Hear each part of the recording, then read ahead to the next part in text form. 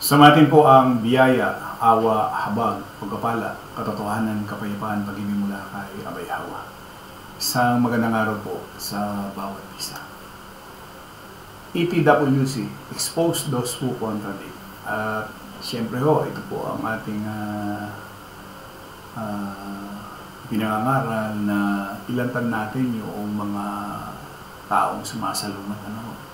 Siyempre, hindi doon sa ating pong pananampalataya.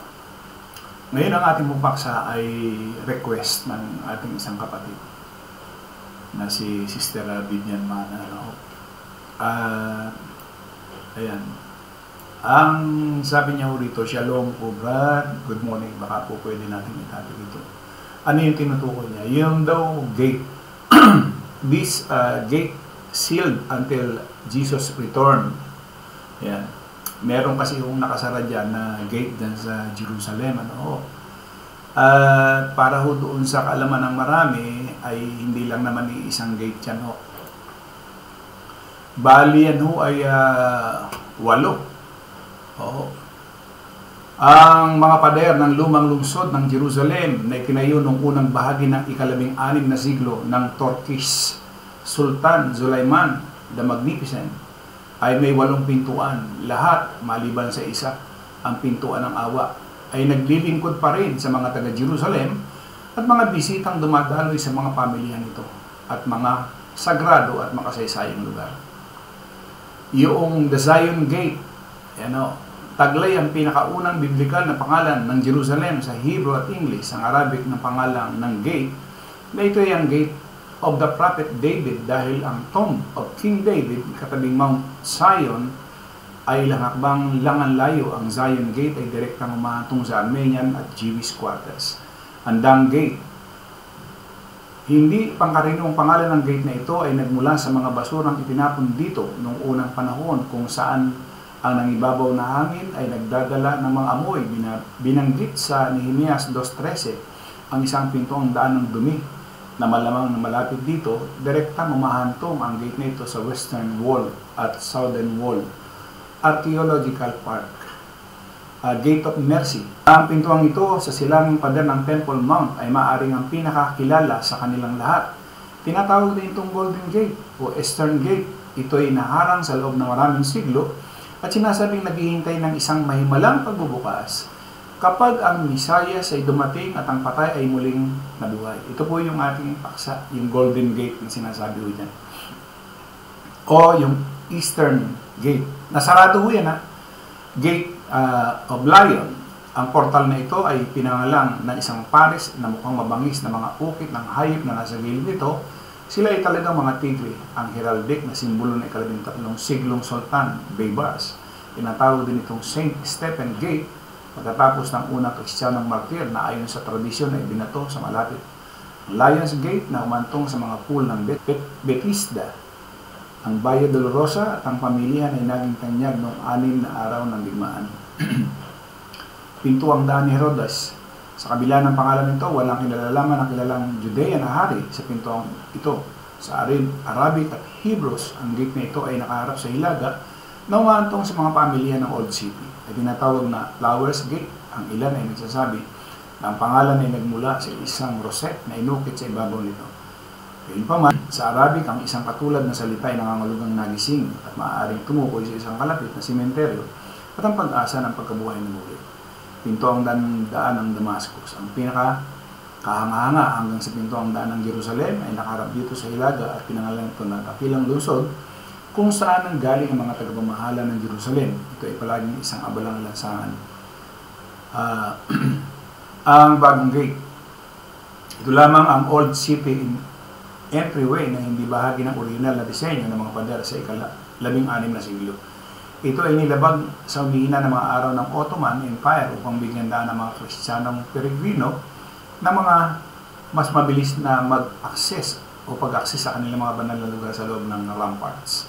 Ang Jaffa Gate, ito ay destinasyon ng mga Jewish at Christian pilgrim na bumaba sa Jaffa Fort.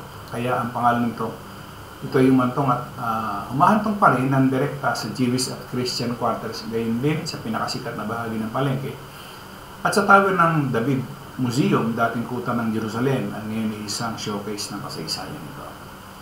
At itong paksa ho natin, iyan hong sinasabing the Golden Gates. Pakinggan nga ho natin itong nag-narrate nito, naglahad, sige po. This is the Golden Gate. It's the East Gate, known as the Mercy Gate in Jerusalem. As you can tell, it's been sealed up for a long, long time.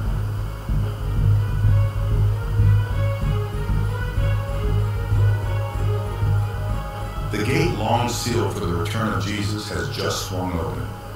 So, yun ho yung sinasabing mahimala, na pagdating ng Kristo, maghihimalang mabuksan ho yan. Sabi nila. What happens now? Known as the Golden Gate in Jerusalem, this historic barrier was locked in the 16th century, fulfilling a prophecy by Ezekiel. He foretold that it would only open when a prince, recognized by Christians as Jesus, returned. Could this startling event signal a monumental occurrence? Let us explore what this could mean for humanity's last chance to be with Jesus. The sealed gate of prophecy, Jerusalem's eastern portal. The Golden Gate shutdown links closely with a prophecy from the biblical prophet Ezekiel in chapter 44, verse 13. Ezekiel predicted that the gate would stay shut until a prince, who Christians believe is Jesus, comes back. Kung babasahin natin yun, Ezekiel 44:13, yan, 44:13. Hindi ho ganun nakasulat eh. Ang nakasulat dyan doon sa Tagalog, gamitin natin yung mababang salim, yung ASND. Mula ngayon, hindi ko na sila papayagang maglingkod sa akin bilang pari. Hindi rin sila papayagang humipo man lang ng aking mga banal na bagay o makapasok sa pinakabanal na lugar. Kinakailangan nilang magtiis ng kahiyan dahil sa kasuklam-suklam nilang ginagawa. Yan o nakalagay dun sa 44:13 na sinasabi niya. Ngayon, balikan lang mo natin, tingnan natin i-backward lang natin ang Golden Gate of Prophecy, Jerusalem's eastern portal. The Golden Gate shutdown links closely with a prophecy from the biblical prophet Ezekiel in chapter 44, verse 13. Ezekiel predicted that the gate would stay shut until a prince, who Christians believe is Jesus. So, wala ho yun. Wala ho yung sinasabi niya regarding sa pagbabalik ng Kristo. So, dito pa lang makikita na natin. Hindi ko nakahaba. Masyadong mahaba ho yan. Nasa 27 minuto yata ho yan. So, ang tinatanong nga lang unong ating kapatid kung ito ba ay may kabuluhan, ano ba ang nito, ang sinasabi ng kasulatan. Siyempre, doon pa lamang sa narrator o nanarrate ng istorya ay mukhang hindi na angkop sa banal na kasulatan. Kasi nga, nung binasa ko yung 44:13 ng Ezekiel, hindi ganun na nakasulat. Nagaya ng sinasabi niya. Balikan ko lang ng bahagya para sa ikatlong Golden Gate of Prophecy, Jerusalem's eastern portal. The Golden Gate shutdown links closely with a prophecy from the biblical prophet Ezekiel in chapter 44, verse 13. Ezekiel predicted that the gate would stay shut until a prince, who Christians believe is Jesus, comes back. Di ba? Ibig sabihin, kinakailan bumalik yung Jesus na sinasabi nila at yan para daw ma-open o mahimal lang mabuksan yung gate na yan. Pero meron bang katotohanan ho ito sa kasulatan? Kasi sa kasulatan, hindi ganun ho eh. Una, wala na hong babalik na literal o wala na hong babalik. Kasi sinasabi nga ho doon sa Mateo 24, ano ba ang tanda ng iyong pagparito? O ano yung sinasabing salitang Grego kasi yan ay darating ay parousia. Ang salitang Grego na ito ay nangangahulugang presensya, hindi pagbabalik. Ito ay hindi kailanman isinalin bilang pagbabalik. Ayan o. At doon sa 21:43 ng Mateo, sabi doon, dahil dito sinasabi ko sa inyo na ang kaharian ng Diyos ay aalisin sa inyo. Sabi doon sa mga Hudyo, at ito ibibigay sa isang bansang magbubunga ng mga bunga nito. 20:7 ng Mateo, at Pagkarinig nito ay nagalit ang hari at pagkasugo sa kanyang mga hukbo, nilipol niya ang mga mamamatay tao at sinunog ang kanilang bayan. Malinaw na tinutukoy dito ay ang pagkawasak ng lungsod ng Jerusalem na nangyari sa henerasyong iyon noong AD 70. So, patuloy silang binalaan ni Yahweh tungkol sa darating na paghukom dahil sa kanilang pagtanggi sa Misayas. At yan ho'y nakalagay doon sa 23:39. Ayan. So, maliwanag na yun hong sinasabi na darating ang Kristo nila o yung Jesus nila para mabuksan yung gate na yan na nakasarado, gate sealed until Jesus return. Wala akong katotohanan yan. Yan ho ay mga haka-haka lamang. So, una, walang kaugnayan ho yan sa banal na kasulatan. Siyempre, pagka walang kaugnayan sa banal na kasulatan, gaya na sinasabi nga ni Pablo, doon sa Galatia 1:8 hanggang 9, datapat kahimat kami o isang anghel na mula sa langit, ang mangaral sa inyo ng anumang ebanghelyo na iba sa aming ipinangaral sa inyo ay matakwil. Ayon sa aming sinabi ng una ay muling gayon ang aking sinasabi. Ngayon, kung ang sino man ay mangaral sa inyo ng anumang ebanghelyo na iba kaysa sa inyong tinanggap na ay matakwil. So, yun ho ang babala. So, walang katotohanan ho yan na yung gate na yan na nakasara ay mabubuksan. Hindi na ho mabubuksan yan.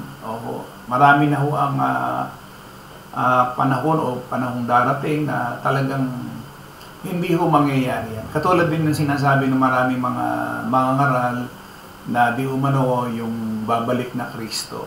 Hindi na ho. Pagkakandamatay na maraming tao, hindi na nila matutunghayan yung sinasabi nilang pagbabalik ng Kristo. Bakit naman hindi na matutunghayan? Kasi nasa mga banal na ho eh. Oo, nasa mga banal na. Oo. Kasi bumalik na siya dun sa pagiging espiritu. At nung pagbalik niya sa pagiging espiritu, binigay niya ng mga espiritu, yung mga banal, para magkaroon ng komunikasyon. Oo. Yun lamang ho ay katunayan na hindi ho mangyayari yung iniisip o sabi nga ay opinion ng mga tao. So muli po, ito, ETWC o Exposed Dosbu Contradict. Ibig sabihin, lahat ho ng sinasabi nila hinggil dyan sa pagbabalik ng Kristo ay wala na hong kamuluhan, wala na katotohanan. Muli po, maraming pong salamat. Isang magandang araw po sa ating lahat.